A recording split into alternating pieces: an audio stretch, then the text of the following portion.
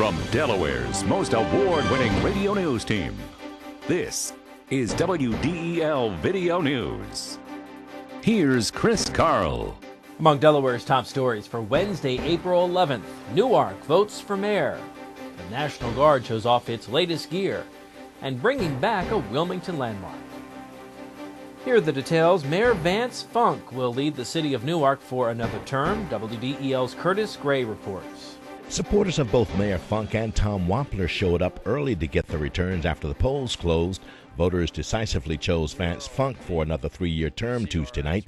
Funk beat challenger Tom Wampler 1,364 to 743 votes. Councilman Frank Osborne, among the Funk supporters, says there may be reasons why the voter turnout was extremely low in the race. Seems to be the number of turnout is very low, I think, especially in a lot of the districts.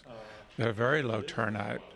And usually there's much bigger turnout, but I guess a lot of that had to do with no one running in the council seats. Wampler says he did everything he thought he should do to win, but is ready to accept defeat. I'm disappointed because I was hoping that I would win. You know, we did everything we could think of, and I thought we ran a pretty good race, and Vance won decisively, so congratulations to him. Wampler served 10 years on city council. Now he says he plans to retire from politics. I'm Curtis Gray, 1150 a.m., WDEL. The state police want you to be on the lookout when checking your email. Detectives are warning of a new email purporting to come from a hitman. The emails demand money from the recipient for the safety of his or her life, but police say they're a scam designed to steal your identity and money. Police caution you not to respond to these emails, delete them, and report it to police. Calling it a crisis situation, advocates for affordable housing rallied in Wilmington yesterday, calling on lawmakers to restore federal funding. WDEL's Melanie Armstrong reports. Don't we need a place to live? Yes. Don't we need a place to live? Yes. And don't we need the services? Yes. The event is part of a campaign called Housing America 2007. Fred Purnell, executive director of the Wilmington Housing Authority, says he's lost $1.8 million in operating money and the ability to provide basic services. We're talking about the ability to know that tomorrow when I come to work, I can go to the residents of this building right behind you and with some reasonable assurance tell them that their halls are going to be clean in the morning, that the lights are going to come on when they hit the switch, that the fire safety systems are going to work. That's the attack that we're under. I think what we have here is a turning of the back on urban communities by the federal administration. Purnell says his capital fund is 50% less than it was 5 years ago. Housing leaders from Delaware, Pennsylvania, and New Jersey are hoping lawmakers will carry the message to President Bush, who's proposing more cuts in 2008. Melanie Armstrong, 1150 a.m., WDEL. Well, you won't believe when a local woman had her house broken into. WDEL News continues in a moment. Oh. Is everything okay, ma'am? Not really. I need to ride dark tomorrow to get to work, and I forgot to buy my dark card. I guess I have to find a ride. Well, you certainly come to the right place. Didn't you know that Acme now sells dark cards and paratransit multi-trip cards? No, where? They're available at our customer service desk. Getting you there now starts at your 12 Delaware neighborhood Acme markets. Dart and Acme have joined in partnership to be your one-stop shopping place for both groceries and dart cards. It's now easier and more convenient than ever to pick up your dart cards with Acme.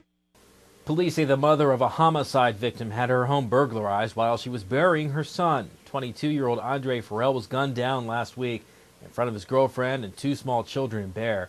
Farrell's mother told county police she came home after the funeral Monday to find her home had been broken into. The burglar took electronic equipment and sneakers belonging to the homicide victim, along with frozen fish sticks from the freezer. The suspect in Farrell's slaying, 20-year-old Cecil Dean, remains at large. The Delaware National Guard leads the way for the entire country with regards to communications during Homeland Defense missions. WDEL's Carl Konevsky reports. The Delaware Guard developed the Joint C4 Coordination Center following communication breakdowns in the wake of Hurricane Katrina.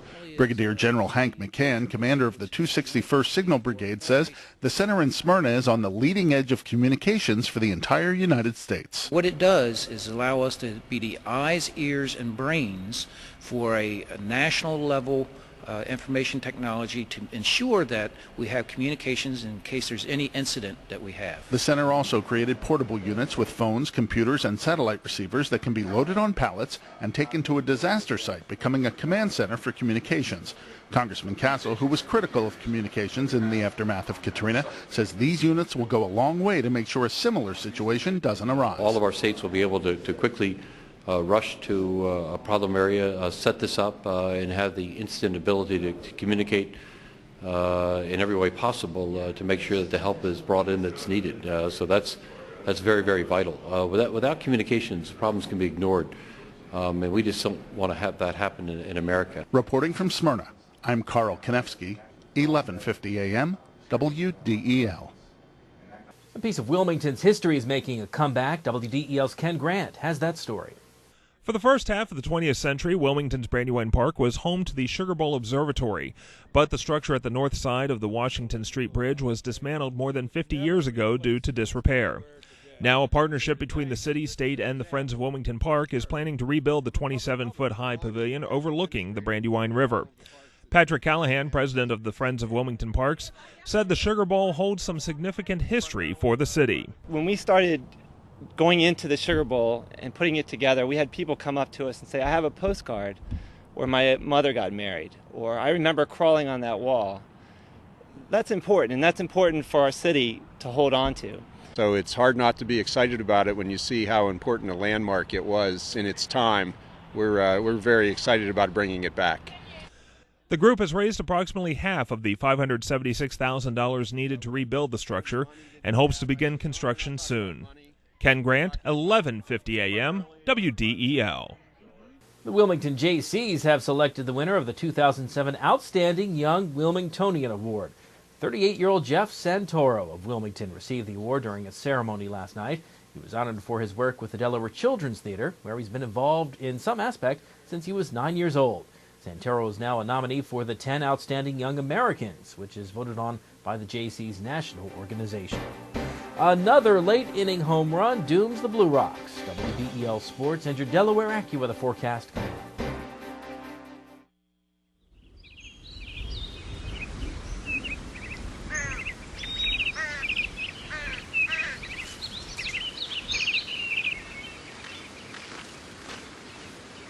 As you look for your college experience, make sure you look at Wilmington College, your key to success.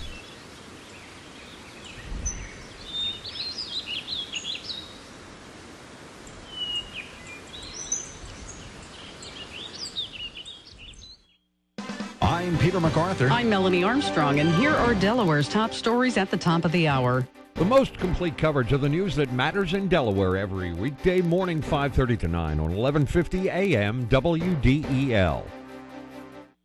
In WDEL Sports, the Phillies return to action tonight at Shea Stadium as they try to snap a 3-game losing streak. The Phils and Mets were off yesterday.